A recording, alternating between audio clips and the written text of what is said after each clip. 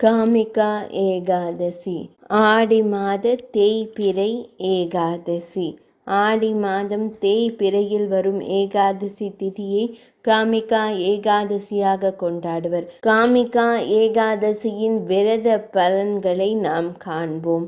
மகான்களை போன்று புண்ணிய சீலரான யுதிஷ்டிர மகாராஜா ஸ்ரீ கிருஷ்ணரிடம், மேலான பரம்பொருளே, ஆடி மாதம் தேய்பிறையில் வரும் ஏகாதசியின் மகத்துவத்தை பற்றியும் விரதத்தை கடைபிடிப்பதால் கிட்டும் ஒப்பற்ற பலன்களை அறிந்து கொள்ள விரும்புகிறேன். ஆகையால் கோவிந்தா, என் மீது கருணை கொண்டு அந்த ஏகாதசியின் பெருமைகளை எனக்கு விரிவாக கூறுங்கள். முதன்மையான தெய்வமே வாசுதேவா, எனது பணிவான நமஸ்காரங்களை தங்களது திருப்பாதங்களில் சமர்ப்பிக்கிறேன் என்று கூறினார் தர்மபுத்திரர். ஸ்ரீகிருஷ்ணர் அதற்கு பதிலளிக்கையில், தர்மத்தை என் நிலையிலும் விடாது காக்கும் யுதிஷ்டிரரே, ஒருவனது பாபங்களை எல்லாம் அழித்து சுப விளைவுகளை ஏற்படுத்தும் ஏகாதசி உபவாசத்தின் மகிமையை கூறுகிறேன், கவனமாக கேளுங்கள் என்று கூறிவிட்டு பின்வருமாறு கூறலானார். ஒருமுறை நாரத முனிவர் பிரம்மதேவரிடம் இந்த ஏகாதசியின் மகாத்மியத்தை பற்றி எடுத்து கூறுமாறு கேட்டுக்கொண்டார். நாரத முனிவர் தனது தந்தையான பிரம்மதேவரை நோக்கி, தண்ணீரில் பிறக்கும் தாமரை மலரின் மீது அரசன் சிம்மாசனத்தில் அமர்ந்திருப்பதைப் போல் காட்சியளிப்பவரே, அனைத்து உயிர்களையும் படைக்கும் வல்லமை பெற்றவரே, மைந்தனான எனக்கு ஆஷாட மாதத்தின் கிருஷ்ண பட்சத்தில் வரும் ஏகாதசி திதியின் பெயர் என்ன? அப்புண்ணிய தினத்தன்று வழிபட வேண்டிய கடவுளை பற்றியும் கடைபிடிக்க வேண்டிய விரத வழிமுறைகளையும் விரதத்தை மேற்கொள்வதால் கிட்டும் நற்பலன்களையும் விரிவாக எடுத்து கூறுங்கள் என்று வேண்டிக் கொண்டார். பிரம்மதேவர் அதற்கு பதில் அளிக்கையில், என் அருமை மகனே நாரதா, இவ்வுலகத்தின் நலனுக்காக நீ தெரிந்து கொள்ள விரும்பிய அனைத்தை பற்றியும் உனக்கு விரிவாக எடுத்து கூறுகிறேன். கவனமாக கேட்பாய். ஆடி மாதத்தில் வரும் தேய்பிறை ஏகாதசி திதி காமிகா ஏகாதசி என்ற பெயரால் அழைக்கப்படுகிறது. மிகவும் புண்ணியமானது. காமிகா ஏகாதசியின் மகத்துவம் சொல்லில் அடங்காதது. இவ்வேகாதசியின் மகாத்மியத்தை வெறும் காதால் கேட்பவர்களே அஸ்வமேத யாகம் நடத்திய பலனை பெறுவர் என்றால் இதன் பெருமையை நாம் உணர்ந்து கொள்ளலாம். சங்கம், சக்கரம், கதாயுதம், தாமரை ஆகிய 4 திவ்ய ஆயுதங்களையும் தன் 4 திருக்கரங்களில் ஏந்திய கதாதரன் என்னும் திருநாமத்துடனும் ஸ்ரீதரன், ஸ்ரீஹரி, ஸ்ரீவிஷ்ணு, மாதவன், மதுசூதனன் என்னும் மற்ற திருநாமங்களாலும் போற்றப்படும் மகாவிஷ்ணுவை வணங்குவோருக்கும் அவரது பாதார விந்தங்களே சரணாகதி என்று தியானிப்போருக்கும் நிச்சயமாக பெரும் நற்பலன்கள் கிட்டும். காமிகா ஏகாதசி அன்று மகாவிஷ்ணுவிற்கு செய்யப்படும் பூஜை, ஆராதனை முதலியவை ஒருவருக்கு புண்ணிய கஷேத்திரமான காசியின் கங்கையில் நீராடுதல், நைமிசாரண்ய வனத்தில் நீராடி வழிபடுதல் அல்லது புவியில் என்னை மூலவராக கொண்ட புஷ்கர திருத்தலத்தில் நீராடி வழிபடுதல் ஆகியவற்றினால் கிடைக்கக்கூடிய அருளாசிகளை விட பன்மடங்கு மேலான புண்ணியத்தையும் அருளையும் பெற்று தரக்கூடியது.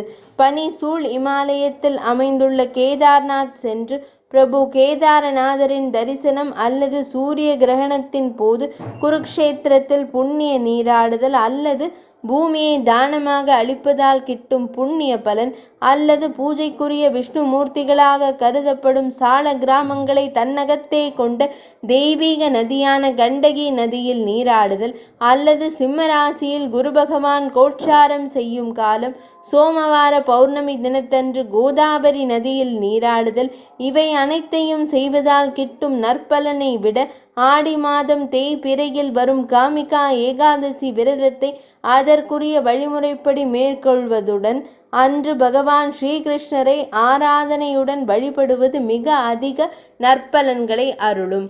காமிகா ஏகாதசி விரதத்தை கடைபிடிப்பதால் கிடைக்கும் நற்பலனானது பால் சுரக்கும் பசுவை கன்றுடனும் தீவனங்களுடனும் தானமாக அளிப்பதால் கிடைக்கும் நற்பலனுக்கு சமமானது. சுபமான காமிகா ஏகாதசி தினத்தன்று ஸ்ரீதரன் என்னும் திருநாமத்தை கொண்ட மகாவிஷ்ணுவை வணங்குபவரின் பக்தியை தேவர்களும் கந்தர்வர்களும் நாகர்களும் பன்னாகர்களும் மெச்சுவர். இந்த பிறவியின் பாபங்களை கண்டு அஞ்சுபவரும் இப்பிறவியில் பாபங்களை விளைவிக்கும் ஆதாயகரமான வாழ்க்கையில் மூழ்கியிருப்பவரும் தங்களால் இயன்ற அளவிற்கு இந்த காமிகா ஏகாதசி விரதத்தை அனுஷ்டித்து தம் பாபங்களிலிருந்து விடுதலை பெறலாம். காமிகா ஏகாதசி தினமானது அனைத்து தினங்களையும் விட மிகவும் பவித்திரமான நாளாகும். ஆகையால் அன்று விரதம் மேற்கொள்ளுதல் அனைத்து பாபங்களையும் அளிக்கும் சக்தி கொண்டதாக உள்ளது. நாரதா, ஸ்ரீஹரியே இந்த ஏகாதசி தினத்தை பற்றி கூறும்போது, காமிகா ஏகாதசி அன்று விரதத்துடன் உபவாசம் இருப்பதால் கிட்டும் புண்ணியம் பக்தி இலக்கியங்கள் அனைத்தையும் படிப்பதால் கிட்டும் புண்ணியத்தை விட பன்மடங்கு மேலானது என்று அருளியுள்ளார். காமிகா ஏகாதசி அன்று விரத வழிமுறைகளின்படி உபவாசம் இருந்து இரவில் கண்விழித்து ஸ்ரீ மகாவிஷ்ணுவின் மகிமையை விளக்கும் புராணங்களை பாராயணம் செய்பவர் யமதர்மராஜனின் கோபத்திற்கு ஒருபோதும் ஆளாக மாட்டார். பவித்திரமான காமிகா ஏகாதசி தினத்தன்று உபவாசத்துடன் விரதத்தை கடைபிடிப்பவர் தன் பிறப்பு இறப்பு என்னும் மாய சக்கரத்திலிருந்து விடுபட்டு மறுபிறப்பில்லா நிலையை அடைவர் என்பது நிச்சயம். கடந்த காலத்திலும் நிறைய தபசிகளும் யோகிகளும் இந்த காமிகா ஏகாதசி தினத்தன்று விரதம் மேற்கொண்டு மிக உயர்ந்த ஆன்மீக நிலையினை அடைந்துள்ளனர். ஆகவே அவர்கள் காட்டிய நல்ல வழியை பின்பற்றி நாமும் அன்று உபவாசம் இருந்து விரதம் அனுஷ்டிப்பது மிக நல்லது. அன்று ஸ்ரீஹரியை துளசி தளங்களுடன் வணங்குவோர் தம் பாபத்தின் விளைவுகளிலிருந்து விடுபடுவர். மேலும் எப்படி தாமரை இலையானது தண்ணீரில் இருந்தாலும் தண்ணீருடன் தொடர்பில்லாமல் இருக்கிறதோ அதேபோல் அவர்கள் பாபங்கள் தீண்டாமல் வாழ்வர். ஸ்ரீஹரிக்கு அன்று பவித்திரமான ஒரு துளசி தளத்தை சமர்ப்பித்து பூஜிப்பவர் அடையும் புண்ணியமானது ஒருவர் தங்கம் மற்றும் வெள்ளியை தானம் செய்வதால் அடையும் புண்ணியத்திற்கு சமமானது. முத்து, பவளம், மாணிக்கம், புஷ்பராகம், வைரம், வைடூரியம், கோமேதகம் போன்ற விலை மதிப்பில்லாத கற்களினால் செய்யப்படும் பூஜையை விட பவித்திரமான துளசி இலைகளால் செய்யப்படும் பூஜையானது பகவான் மகாவிஷ்ணுவிற்கு மிகுந்த பிரீத்தியை அளிக்கிறது. புதிதாக தோன்றிய மலர்களுடன், அதாவது மஞ்சரி மொட்டுக்களுடன் கூடிய துளசியை பகவான் கேசவனுக்கு சமர்ப்பிப்பவர் இப்பிறவி மட்டுமல்லாது தன் முந்தைய பிறவியின் பாபங்களும் நீங்க பெறுவர். மேலும் காமிகா ஏகாதசி அன்று துளசி தேவியை தரிசனம் செய்பவர் தம் பாபங்கள் அழிய பெறுவர். அன்று துளசி தேவியின் இருப்பிடமான துளசி செடியை தொட்டு வணங்குதல், பிரார்த்தனை செய்தல் ஆகியவை ஒருவருடைய நோய் நொடிகளிலிருந்து அவருக்கு நிவர்த்தி அளிக்கும். அன்று துளசி செடிக்கு நீர் ஊற்றுபவர் எக்காலத்திலும் யமதர்மராஜனை கண்டு அஞ்ச வேண்டியதில்லை. அன்று துளசி செடியின் சிறிய நாற்றினை நடுபவர் அல்லது மாற்று நாற்று செய்பவர் தம் வாழ்நாள் முடிவில் பகவான் ஸ்ரீகிருஷ்ணரின் இருப்பிடத்தை அடைவர். தினமும் துளசி தேவியை பூஜித்து ஆராதித்தால் நமது பக்தியின் சேவையினால் மோட்ச பிராப்தியை அடையலாம். துளசி தேவிக்கு தினம் அணையாமல் எரியும் நெய்விளக்கேற்றி பூஜிப்பவரின் புண்ணிய கணக்கை யமதர்மராஜனின் சித்திரகுப்தனாலும் கணக்கிட இயலாது. பவித்திரமான இந்த காமிகா ஏகாதசி தினமானது பகவானுக்கு மிகவும் பிரியமான நாள் ஆகும்.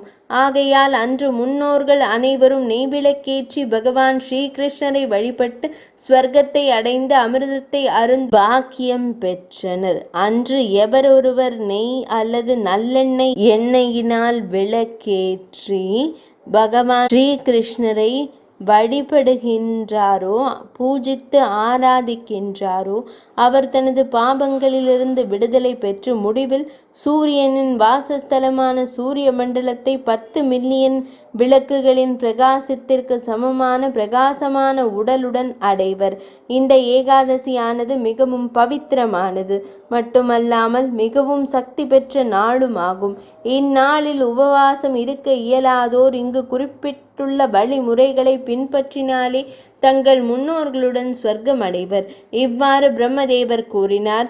இதை கூறிய ஸ்ரீகிருஷ்ண பரமாத்மா யுதிஷ்டிரரிடம், யுதிஷ்டிரரே, மகாராஜரே, பாவங்களை நீக்கி எண்ணில்லாத பலன்களை வழங்கும் காமிகா ஏகாதசியின் பெருமைகளை பிரஜாபதி பிரம்மா தனது மைந்தன் நாரதருக்கு உரைத்ததை அப்படியே நான் உமக்கு உரைத்துள்ளேன். இப்புனித காமிகா ஏகாதசி விரதமானது பிராமணனை கொன்றதால் உண்டான பாவம், கருவில் வளரும் குழந்தையை அழித்த பாவம் போன்ற கொடிய பாவங்களிலிருந்து நிவர்த்தி அளிக்கும் பேறு பெற்றது. இவ்விரதம் அதிக புண்ணியத்தை அளிக்க வல்லது. எனவே இவ்விரதத்தை கடைபிடிப்போர் பக்தி யோகத்தில் சிறந்து விளங்குவர். அப்பாவிகளை கொல்வதால் உண்டாகும் பாவங்கள், அதாவது பிரம்மஹத்தி தோஷம், சிசுஹத்தி தோஷம், பக்திமான் மற்றும் களங்கமில்லாத பெண்ணை கொன்ற பாவங்களின் விளைவுகளிலிருந்து காமிகா ஏகாதசியின் மகாத்மியத்தை கேட்பதால் நிவர்த்தி பெறலாம். ஆனால் இதை கொண்டு ஒருவர் முதலில் கொலை பாதகம் புரிந்துவிட்டு பின்னர் காமிகா ஏகாதசியின் மகாத்மியத்தை கேட்பதால் நிவர்த்தி பெறலாம் என்று நினைக்க கூடாது. அது தவறானது. அறிந்தே கொலை பாதகம் போன்ற கொடிய பாவங்களை புரிவதற்கு எந்த சாஸ்திரத்திலும் மன்னிப்பே கிடையாது என்பதை ஞாபகத்தில் இருத்தவும் என்றார் பகவான் ஸ்ரீகிருஷ்ணர். எவர் ஒருவர் பவித்திரமான இந்த காமிகா ஏகாதசியின் பெருமையை விவரிக்கும் மகாத்மியத்தை பக்தியுடனும் ஸ்ரத்தையுடனும் நம்பிக்கையுடனும் கேட்கிறாரோ அவர் தன் பாபங்களிலிருந்து விடுபட்டு ஸ்ரீ மகாவிஷ்ணுவின் வாசஸ்தலமான விஷ்ணுலோகம் எனப்படும் வைகுந்தத்தை அடைவர். பிரம்ம வைவர்த்த புராணம் ஆடி மாத தேய்பிறை ஏகாதசி, அதாவது காமிகா ஏகாதசி என்று அழைக்கப்படும் ஏகாதசி தினத்தின் மகிமையை விவரிக்கும் படலம் முடிவுற்றது. இந்நாளில் விரதம் இருந்து தனி துளசியால் ஸ்ரீ மகாவிஷ்ணுவை அர்ச்சித்து வழிபாடு செய்ய ஸ்வர்ணம் வீட்டில் தங்கும். வீட்டில் பூஜை முடிந்த பின் ஆலயம் சென்று 5 நெய் தீபம் ஏற்றி வழிபாடு செய்தால் மன பயம் அகலும், மரண பயம் அகலும், கொடிய துன்பம் விலகும். ஏகாதசி விரதம் இருப்பவர்கள் பழங்கள் மட்டுமே உண்டு விரதம் கடைபிடிக்க வேண்டும். காமிகா ஏகாதசி விரத மகாத்மியம் முற்றிற்று.